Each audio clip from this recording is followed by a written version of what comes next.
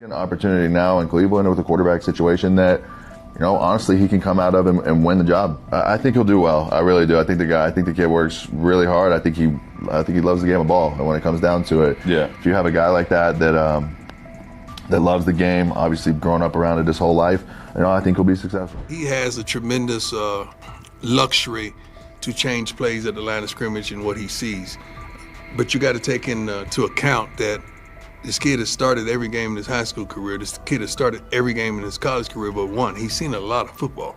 So it's not too many complex defenses that you could throw at him that he hadn't seen. He's seen all of them. What happened behind the scenes in Miami last week left NFL scouts, general managers, and team owners completely shocked. Shedeur Sanders put on a performance that was so sharp, so precise, that even the most experienced talent evaluators, people who've been doing this for decades, are now second-guessing everything they thought they knew about quarterback play.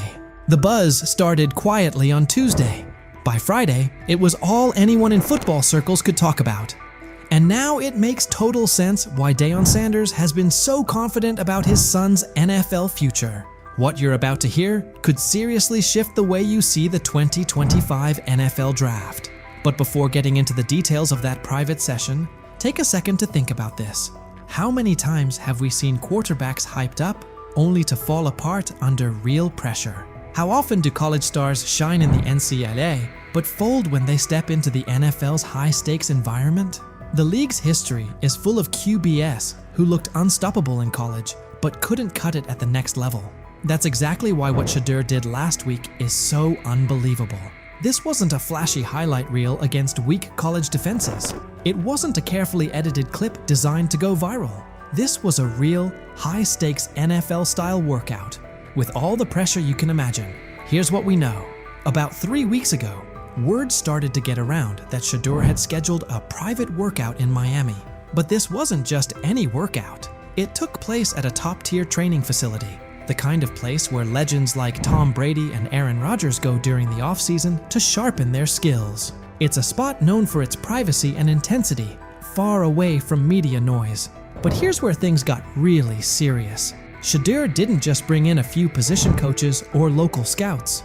He invited the big names, the harshest critics. These were evaluators who don't get impressed by flashy stats or famous families. Think former NFL defensive coordinators who've built entire careers on shutting down elite QBs. Think scouts who've analyzed everyone from Peyton Manning to Patrick Mahomes. And they all showed up. Every one of them. Inside the facility, the vibe was intense. 15 NFL decision makers, execs, scouts, and coaches were spread across the field. Clipboards out, stopwatches ticking, no smiles, no reactions. Just stone-faced pros who don't hand out compliments lightly. Then Shedeur walked onto the field. No hype, no background music, no cameras trying to catch a viral moment. Just him, carrying the weight of his family name and the hopes of Colorado fans everywhere. The place went silent. And what followed? That's when everything changed. I think he's done a great job. He's a super nice kid. Those guys, the people I work with that interview him and stuff, he's a great guy. He's just got to, he's got to kind of put himself under the radar and work every day, which he seems to be doing. The first drill looked pretty basic on the surface.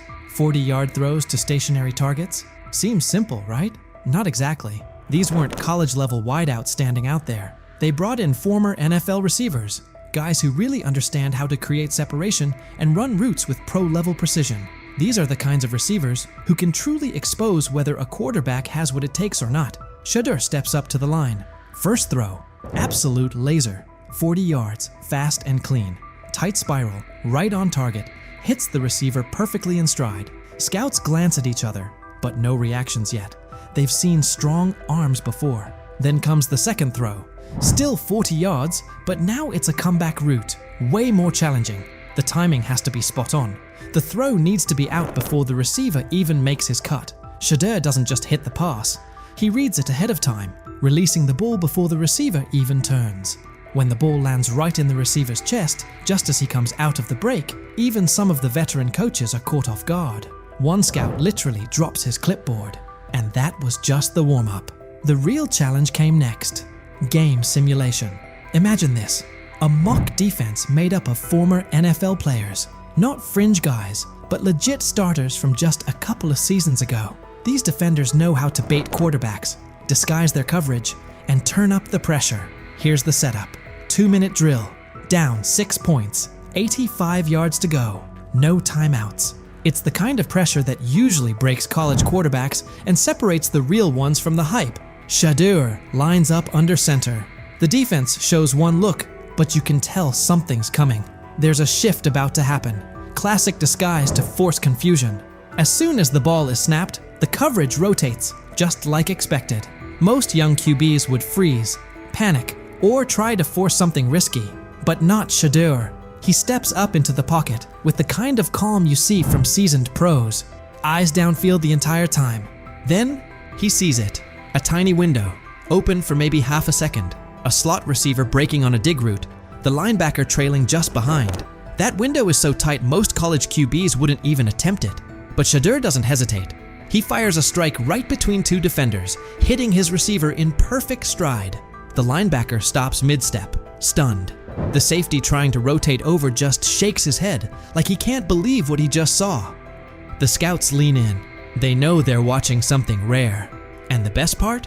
This was only the beginning. Incredibly accurate. Yes. He really understands not only offensive football, but he understands what you're doing as a defense, so he'll pick you apart that way. He processes quickly. Like, all those things to me are big-time attributes. And I just remember last year at this time, Bo Nix falling. People saying, hey, Bo Nix is going to be a second-rounder, and Bo Nix is not. By the way, that guy was one of the best. But now they can't have him. The same people responsible for his slide in the draft are the ones scrambling. They called him cocky, arrogant, threw every label at him, hoping it would break him. But through it all, Shedeur stayed cool. He didn't let the noise shake him or throw him off course. His mindset never wavered. He knew exactly what he brought to the table, and no amount of criticism was going to change that. Instead of folding under the pressure, he locked in even more. Their doubt didn't shake him. It fueled him, because deep down, he knew that what he showed on that field wasn't some lucky moment. It was real. It was proof of who he is and what he's capable of becoming. And now, those same scouts are left second-guessing everything. They thought they had him figured out. But what they saw last week flipped their entire evaluation on its head. At first, they saw attitude. They saw confidence and labeled it arrogance. They judged him before really watching him. But Shedeur didn't let it affect him. Instead, he showed exactly who he is when the lights are the brightest. And now those same scouts, the ones who once questioned if he had what it takes, are sitting in silence, unsure of what they just witnessed. His performance is making waves, and suddenly their early opinions are starting to look shaky. They didn't just see a strong-armed college quarterback out there. They saw a leader, calm, smart, in total control. The more his confidence grows, the better he gets. And now, they're starting to realize they might have missed something big. What they once brushed off as ego now looks more like confidence that can't be rattled. Was out there, I talked to Denzel Ward. Yeah. I talked to some. Wait, I can't say the name. But anyway, I done talked to some people. He looked different. There's a difference when that young bull is out there spinning that ball. You hear me? Mm-hmm. Difference. I'm talking about football. I ain't talking about no media and all that hoopla and all them. On Twitter they putting up the numbers. Some he was 10 for 12 for 2 touchdowns. I'm talking about when he's at the helm, he looks different. Whether he's going with the first team, second team, or third team, it don't matter. From being buried on the depth chart as a fourth stringer to suddenly becoming a standout on the second team, Shedeur Sanders just pulled off the most impressive quarterback comeback since Tom Brady made the world believe he wasn't finished at 40. What is it going to take for you to just buy in to Shedeur Sanders when players all around him are telling you how different he looks, how good he looked, how he just has that aura to him? Because it seems like all the players that are around Shedeur Sanders have nothing but great things to say about him and love him. Because again, he clearly just looks different than the rest of the competition that we've seen. And like I said, the last time I've seen guys go for or say things about a certain player like that, it was Baker Mayfield. So could 12 be that guy? How long until we see 12? Because I feel like it's just a matter of... The same haters who were cheering when he got dropped to fourth string are now scrambling for excuses faster than a glitchy Wi-Fi during the Super Bowl. Get ready, because this isn't just a step up on the depth chart. It's a serious reality check that's got the critics choking on their own words with a big helping of humble pie. Being said, I see some balls coming out of Shedeur Sanders at that game, and I'm like, kind of looks like a guy. Yeah, I'm reading. He can sling it. I see him, some of the veterans, how they talk to him, mic'd up, see what he's doing in the community. Yep. Talk about Njoku there. Joku, Mike Napier. Once you see, different little interactions and things like that, I know he has the talent. We'll see. It'll be a competition that usually brings the best out of guys, especially young guys. So I'm interested to see how that quarterback situation. I've heard he's been outstanding. The Cleveland Browns training camp just turned into the most talked about event in town.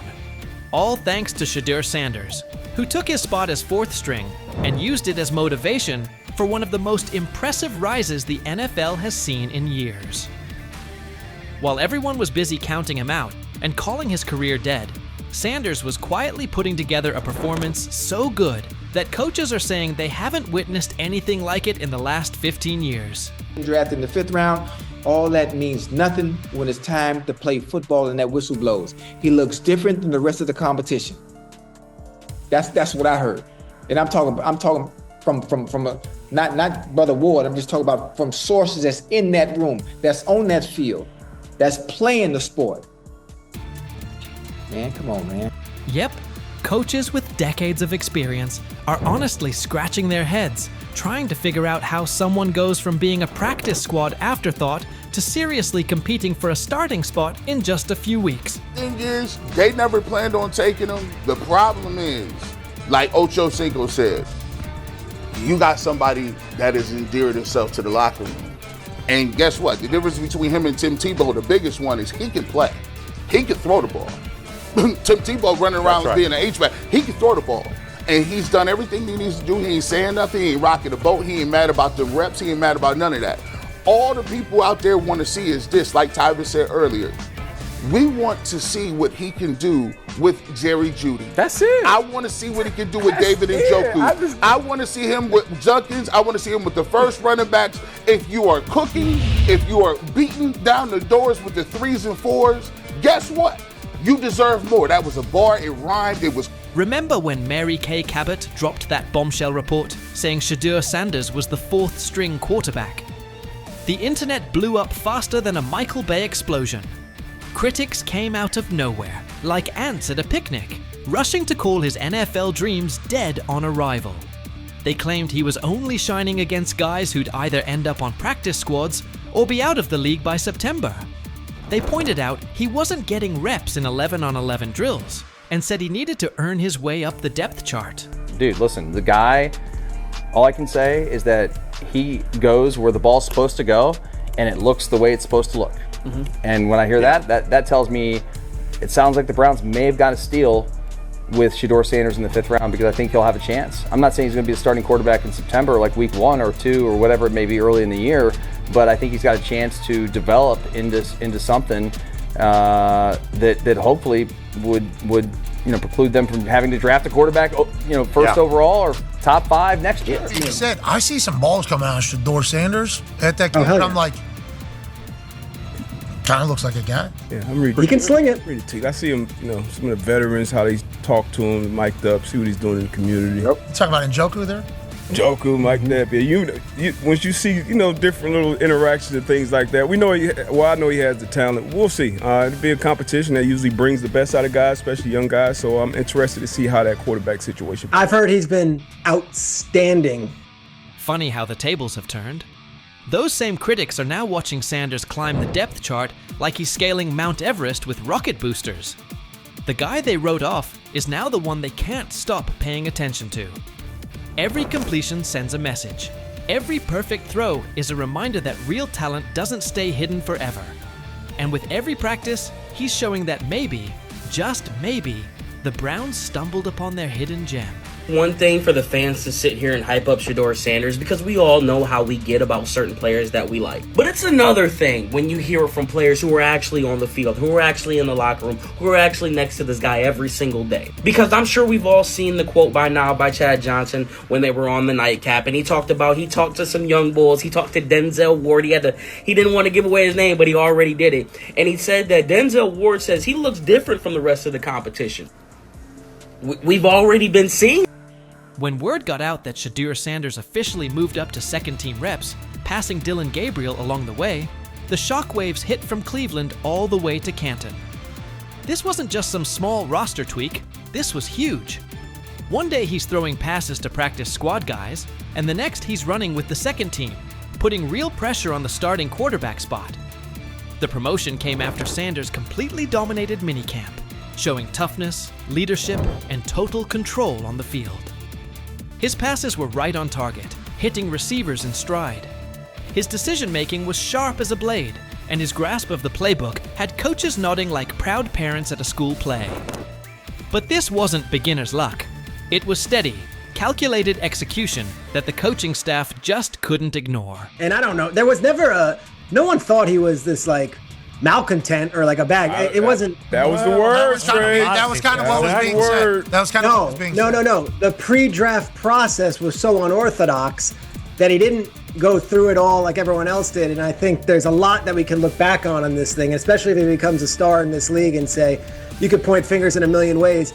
Not having a pure agent, not having the workouts that everyone else did, going to these teams, not necessarily being as willing to throw the ball when asked at the All-Star games, like that kind of stuff I think might have stung him and might have turned teams off. But when Stephen A. Smith starts singing your praises, that's when you know you've officially arrived. The ESPN personality, famous for his fiery takes and no-nonsense analysis, didn't just mention Sanders. He gave him the full Stephen A. treatment. He praised Sanders not only for his top-tier football skills, but also for the intangibles that separate the good from the great. This kid's mindset puts him ahead of the pack, Stephen said, with the confidence of someone who's seen enough football to spot greatness from a mile away. He pointed out Sanders' composure, mental toughness, and relentless drive to compete at the highest level. When Stephen A. says, "It's not just about throws and stats anymore. You better believe the whole football world is paying attention." But this stuff wasn't made up. I covered the draft for ESPN. I'm sitting on the desk. It's Shefty, it's Mel, it's me, it's Lewis. I heard some of the same things that Deion Sanders is talking about. And S.A. and Cantor, you know this, we all have relationships. We all have people who tell us information, they help us prepare to do our job. I heard some of the same things. Some of these things weren't necessarily made up, at least I don't think, from the people that I trust who told me these things. And so, but if you're the National Football League, okay, clearly it's not about talent anymore. It's about something else. And I'm going to tell you, I spent a large amount of the last 24 hours thinking about nothing more than I was thinking about collusion. The $50 million robbery of Shedeur Sanders. Because that's what I just witnessed. Everywhere we've seen, everything we've seen, everybody that has seen him play said he is the one or two in this draft. I love Cleveland picking this kid. The NFL draft is usually a time of celebration, a moment when dreams come true and talent gets recognized. But in the spring of 2025, that dream took a sharp turn for Shedeur Sanders. Instead of a milestone, it became a nightmare. One that might lead to one of the biggest lawsuits the NFL has faced in years. Shedeur, the Colorado Buffaloes quarterback and son of Hall of Famer Deion Sanders, was once expected to be a top 10 draft pick. But instead, he slid all the way down to the 5th round, pick number 144, by the Cleveland Browns.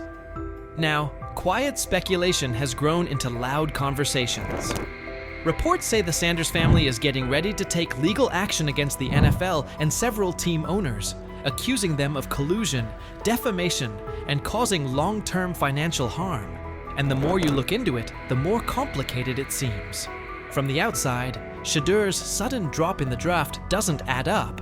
What we're looking at is a convergence of a lot of history falling into one weekend. There's a history of the NFL and their ideas about protecting the shield and what they feel like. There's histories of the Sanders, history of the quarterback, which makes this really complicated and pretty much impossible to find one specific answer about why Sanders fell. He was probably already a fringe first-round pick, so some of the mock drafts were wrong. There's probably some owners out there who wanted to humble him and Sanders, and then there's just the talent that was there. So I'm not. you know, it's okay, I think, to say we don't know what the specific answer is. What I do know, though, and I know it's maybe a little bit of a tangent, but I feel like it's important to say. I want to say this to folks on the internet and folks who are paying attention. This is not the Colin Kaepernick situation. This is important to know. Colin Kaepernick was absolutely blackballed from the league for standing up for folks' rights. This is not what Shedeur Sanders went to. He was embarrassed for 48 hours in the draft, and he ended up going to a Browns team where he still could possibly be a starter on that team because they managed to have half of Wu-Tang Clan's worth of bad quarterbacks, and he can still work his way up to a starter. So this is not the same situation. His career can still end up being okay. Shedeur Sanders led the entire NCAA in completion percentage with an impressive 74.1%, broke several school records, and was right at the center of what many called the most talked about college football storyline in the last 20 years. With months of hype suggesting he wouldn't fall past the early second round, the expectation was clear. But instead, he had to sit through 3 painfully long days. Then came pick number 144, a moment that quickly went viral for all the wrong reasons. The cameras at his private draft party cut away. The champagne never even got opened. The room went completely silent. Deion Sanders didn't hold back afterward. According to those close to him, he was furious, allegedly saying, "This league just blackballed my son." At first, it sounded like a heartbroken father speaking out, but not long after, the leak started. Because how in the hell does 32 teams in the National Football League pass on a quarterback that was universally recognized one of the top 3 quarterbacks in the country entering this draft, and 32 teams passed on him? Not once, not twice, not 3 times, but 4 different times they passed on him. How the hell does that happen? 4 rounds. It doesn't happen to a quarterback. We've never seen anything like this before. We've seen guys drop because of injuries. We've seen guys drop because of off-field issues, but we've never seen a quarterback projected to be a top 20 pick, universally recognized one of the top 3 quarterbacks in the draft, projected to be a first rounder, in all likelihood a safe bet of a late first rounder, and drop literally to the 5th round. We haven't seen anything like that. So a lot of times when you go to these combine meetings, teams give you things to challenge you. Teams will have a player's worst plays ready for him, and they'll show him his worst plays and say, "Hey, why don't you explain them?" And Shedeur apparently didn't take to it well. And at one point, one of the few teams that actually was interested in him said, "Well, what do you make of this really bad play?" And Shedeur said, "You know, maybe I'm not the guy for you." That's not the answer. Another moment, what they do during the film and the combine and the meetings is teams will install mistakes intentionally planted in the install, and they want you to catch them. Shedeur didn't, and when a coach called him out, once again, it didn't sit well. It's like, bro, there's not many teams needing quarterbacks, especially since Pittsburgh appears to have a deal with Aaron Rodgers and Tennessee's getting Cam Ward. So you're down to the Giants, who were not interested at all, and Cleveland, who traded out of that 2 spot because clearly they were looking for next year's class like the Rams are. Based on internal messages uncovered by a private investigator working with Shedeur Sanders' legal team, messages that haven't been made public yet but are currently being looked into by several independent news outlets, it looks like a few NFL team owners may have raised red flags about the media frenzy and the branding baggage tied to Shedeur. Even more concerning, there are reported claims that some team ownership groups were having behind-the-scenes talks, quietly advising each other to steer clear of drafting Shedeur unless they absolutely had no choice. People close to the Sanders camp say these private conversations even mentioned things Deion said back during Super Bowl week. Those blunt interviews where Coach Prime made it clear they would call the shots and wouldn't play for certain teams. Basically, they were following the same playbook Eli Manning used. Will you step in Eli Manning like, Deion Sanders like, to the point where like you told him, "Hey man, I ain't taking that psych test with the Giants. I followed you after that. I said I wasn't taking it either." Will you step in and do some of that if it's the wrong organization and say he ain't going there? Yeah, but I'm not going to do it publicly. I'll do it privately. This time around, though, the league supposedly answered with a wall of silence and behind-the-scenes sabotage. According to insiders, the upcoming lawsuit is expected to claim that the NFL worked together to hurt Shedeur's draft stock, Not because of his skills, but because of how things looked in the media, internal politics, and bruised egos. If they played the cards and picked him up in the 5th round, but I surely would like to know how they knew he would still be there in the 5th round. I've been on that stage for years and years and years. I've never seen them position the cameras in position, give forewarning about who's about to be drafted. I wonder if Cleveland got a call from somebody in the NFL saying, we got to draft this kid. You just robbed this young man of $50 million. And it wasn't on his playing ability. Wow. Shame on you. Primetime Deion Sanders' natural bravado, coupled with that of his son. They say that the whole interview process wasn't that impressive when he showed up at the NFL scouting combine and refused to work out. That hurt him. The interview process while he was there hurt him, etc., etc. You know what, y'all? I get it. It makes perfect damn sense if he's drafted in the 2nd round. It's the fact that he fell to 5th that's alarming. After the draft, analysts on Fox Sports tried to make sense of the slide. Some said Shedeur wasn't a once-in-a-generation type of player. Others questioned his intangibles or pointed to the so-called baggage he brought with him. But instead of cooling things down, those comments only added fuel to the fire for Sanders' legal team. They're asking, how does a quarterback with a higher completion percentage than the #1 overall pick fall more than 130 spots? Why did draft experts rate him so highly, yet not one NFL GM publicly pushed back when he slid? From the Sanders camp's point of view, this wasn't just a case of a poor team fit. It looked more like a deliberate effort to send a clear message. Players don't get to control their future. That power belongs to the league. And nothing seemed to capture that message more clearly than Colin Cowherd's widely shared line: "Nobody wants a celebrity backup quarterback." According to sources, that quote is already being looked at closely by attorneys and has shown up in early versions of the legal filing. To them, it's more than just a jab. It's part of the case.